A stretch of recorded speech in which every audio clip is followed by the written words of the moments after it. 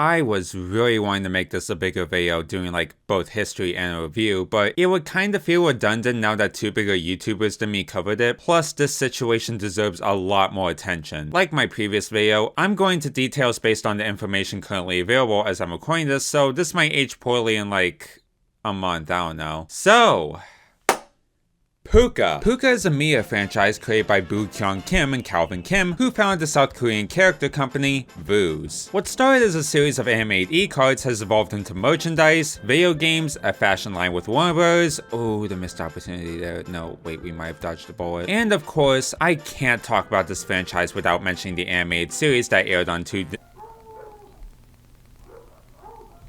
See, this is what you get when you record in your room. I can't talk about this franchise without mentioning the animated series that aired on Disney's Jetix from 2006 to 2008. My memories of my toddler years are usually faint since, well, I was a toddler. But what I do remember the most are the movies and shows that I watched. I say this because I was 2 when Pucca started airing, and it was my jam, even the years after it ended. And it led me down some very interesting early internet rabbit holes that involved AMVs, fan art, and of course, YouTube poops.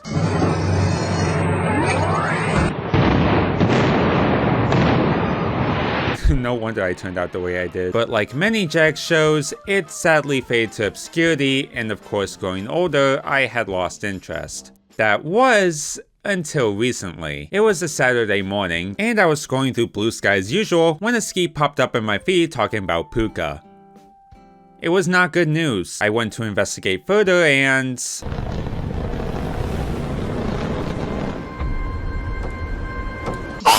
man, oh man, the small part of my heart that still remembered Pucca just shattered. 15 9/11s happened to my childhood that day. Pucca's social media accounts have not only been lately used to push some really concerning agendas, but it has also turned the IP into a bloody crypto meme coin. Yes, those are still a thing, probably not for long, hopefully. Seeing some of the new content uploaded on the social accounts recently is kinda painful, not gonna lie. I'd rather listen to the Love Recipe theme song 100 times over. They also released a video revealing plans for a new animated series, which I would be excited for if it wasn't for all this bullshit. So you may be asking, what's going on? Why is Pucca suddenly showing for crypto and face on clown stick? And why only now are we getting another new series? Allegedly. Well, the supposed new owner of the IP, Sung Woo, said that he bought it out after parent company Vooz faced some trouble which forced them to sell it off. And you'd think that'd be it. Franchise is cooked, right? Except, that's actually not the full story, because as it turns out, Pucca was not bought out by a crypto organization, but instead, Vooz's social media accounts were hacked. I promise you this isn't some MatPat theory I pulled out of my anus. Firstly, the official website, puccaweb.com, is still active and lists Vooz as the owners, as well as CGM, I hope I pronounced that right, who helped produce Love Recipe. The alleged new owners say that the website is illegitimate and Vooz should not have their name on there, which doesn't add up to the belief that this new company bought Pucca, because why would Vooz give these people the rights to the IP and their social media accounts but not the website?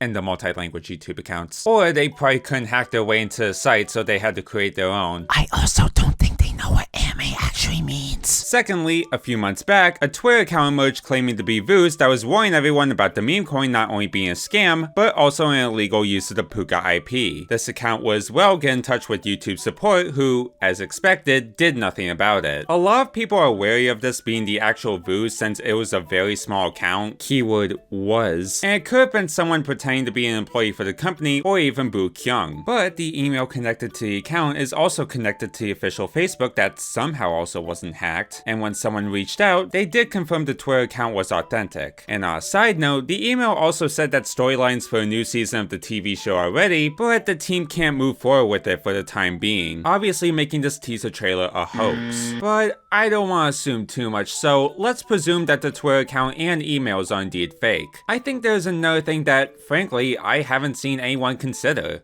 where are the headlines? Pucca may not be as big as it once was, but it's still recognizable enough as an IP, especially nostalgia for a Jack show, that if something like this were to happen, we'd probably hear something from the news, press releases, or even something from CJM or DEA Entertainment, who has also worked with Vooz on Pucca stuff. But nah, the only source we can really trust is Sung Woo, or as he likes to also call himself, Jimmy Pucca.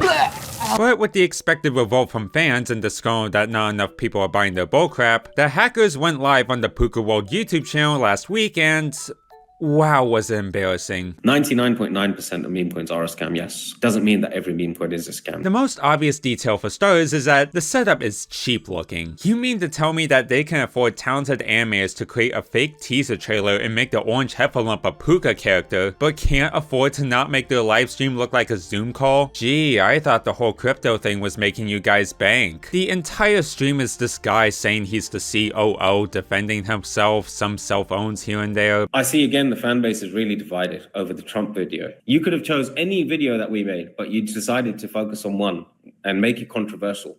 When at this moment in time and over the last few months, Trump has been in the limelight. He's been the most spoken about person on this planet. Making up claims without any evidence. If we didn't think Pucca would be popular, we wouldn't have spent 8 figures on acquiring the IP. And the one piece of proof that was supposed to legitimize this acquisition is a stack of legal documents blatantly made in Google Docs that was most likely written by AI, with Boo Kyung Kim's name spelled incorrectly. Seriously, when you think about it more, it's so obvious that this is a hoax, and I find it so weird that a lot of you are falling for it. As of currently, most of Pucca's social media is still hacked, and with the exception of Vooz plus the small fan base, nobody's really doing anything about this. I'm positive the real owners are fighting tooth and nail to get everything back, but there hasn't been any stronger force to help them so far. Legal action is no doubt gonna happen eventually, though a matter of when is anybody's guess. Of course, for people who have been fans and or those who fondly remember Pucca, this is bleak. It's good to know that none of this is actually official, but seeing Vooz struggle to regain their accounts and watching others who have some sort of ability to do something let this happen is